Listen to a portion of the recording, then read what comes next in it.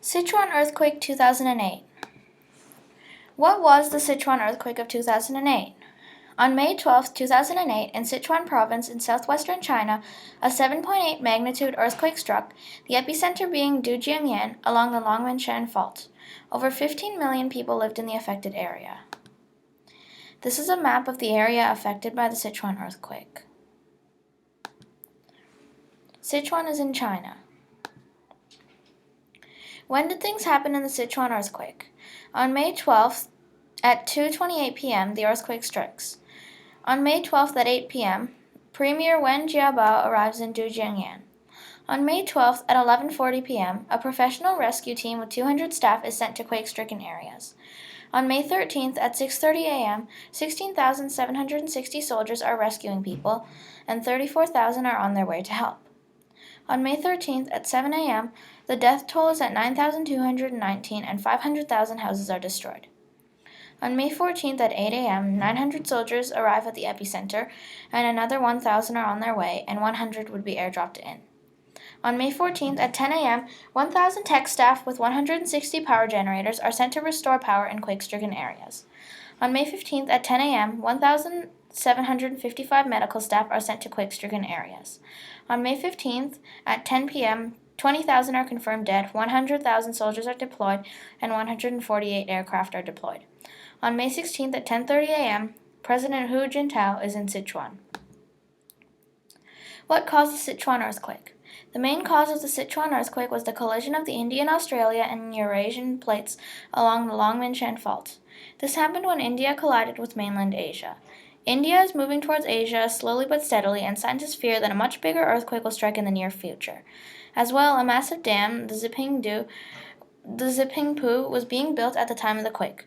Scientists debate whether this artificial shifting of 315 million tons of water may have contributed to the quake. Finally, the quake was partially caused by the Tibetan Plateau collapsing. Although we may never know what one force caused the quake, or whether the quake could have been prevented, these were all factors of the destruction of the Sichuan earthquake. This is the Zipingpu Dam. How severe was the damage in the Sichuan earthquake? The 7.8 magnitude earthquake in Sichuan may not be the worst in magnitude, but it caused extensive damage. The earthquake's epicenter was 11.8 miles below the Earth's surface, but the quake could be felt 1,700 kilometers away. As well, the epicenter was only 50 miles away from Chengdu, a major city in China. It left more than 87,150 dead and 375,000 injured. 200 relief workers died from mudslides, and the quake left more than 9.8 million homeless. All low-lying areas around were flooded in June 2008 by the lake, and landslides caused further damage. On top of it all, a major aftershock hit in August 2008, destroying 258,000 homes still standing and killing 32. Dams cracked, and bridges and roads were all flooded. These are volunteers helping out. How were schools and students affected by the Sichuan earthquake? Thousands of schools were destroyed in the Sichuan earthquake. 10,000 students were killed, and 7,000 classrooms and dormitory rooms were destroyed. Parents of deceased students protested and demanded an explanation as to why so many schools were destroyed. After further analysis, it was discovered that 20% of schools in the Sichuan area were unsafe, and many schools were made of faulty steel. Surviving parents each received $8,800 for each child killed in a school, but nothing could possibly make up for the loss of a life. This is a picture of a broken school. Who was affected by the Sichuan earthquake? Over 15 million people were affected by the Sichuan earthquake. Over 10,000 students were killed from school collapses, thus affecting the students' parents. In many parts of China, parents can only have one child, so many parents lost their only child. As well, child survivors may have lost their parents, one or both. 4,000 children were left as orphans after the quake. Not only people in China were affected. Bangladesh, Thailand, Taiwan, India, and Russia were also affected. Also, many survivors, after witnessing the disaster of the quake had hit, later suffered from depression. This is a child standing among the ruins of the quake. What was done to help recover after the quake? $137.5 billion was spent on rebuilding after the quake. 130,000 relief workers were deployed to help people in quake-stricken areas. As well, some very generous survivors volunteered to help quake-stricken areas recover. 3 years after the earthquake, 95% of buildings were already rebuilt.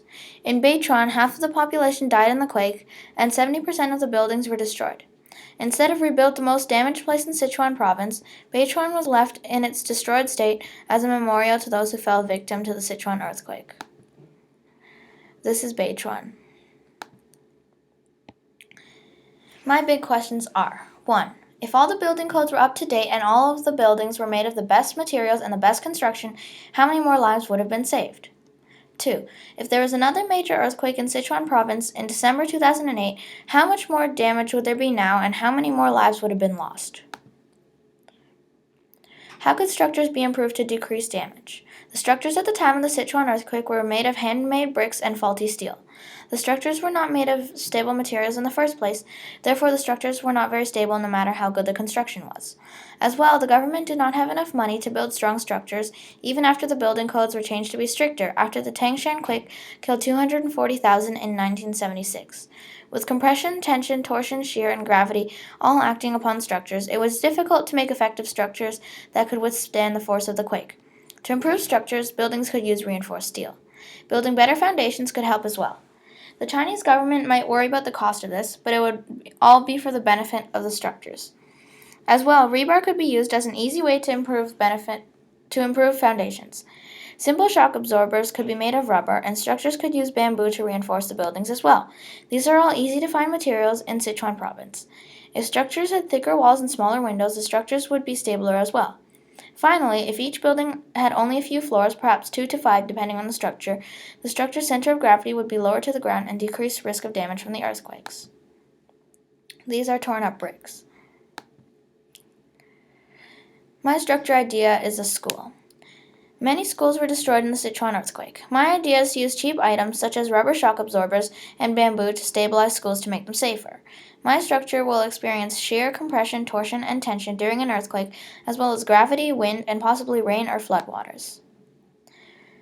My structure has small windows, bamboo reinforcements, shock absorbers, which can withstand shear, compression, torsion, and tension.